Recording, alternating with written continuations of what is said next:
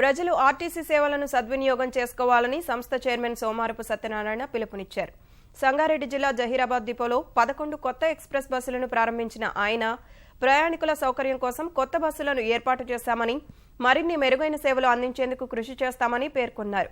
ప్రస్తుతం ఆర్టీసీ నష్టాల్లో నడుస్తోందని, ప్రజలు ఆర్టీసీ బస్సులను ఆదరిస్తే నష్టాలను అధిగమిస్తూ ముందుకు పోవచ్చని సూచించారు.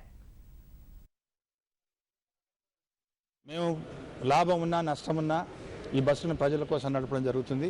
పెద్దలు కేసీఆర్ గారు కూడా ఒకటే చెప్పినారు, ఇవాళ దాదాపు 1200 గ్రామాల కనెక్షన్ లేదు, అన్నిటికి కూడా బస్ కనెక్టివిటీ ఇవ్వాలని, ప్రజల సౌకర్యార్థం ఎన్ని బస్సులైనా వాళ్ళకి తింపే ప్రయత్నం చేయాలని కూడా వాళ్ళు చెప్పడం జరిగింది. మరి వారి సూచన మేరకే ఇప్పుడు దాదాపు 1157 బస్సులు కొత్తవి కొంటున్నాం. దాంట్లో ఇప్పుడే రావడం మొదలైంది. దాంట్లో నుంచి 11 బస్సులు మీకు రావడం జరిగింది. అట్లాగే మినీ బస్సులు కూడా మరి 236 మినీ బస్సులు కూడా కొంటున్నాం.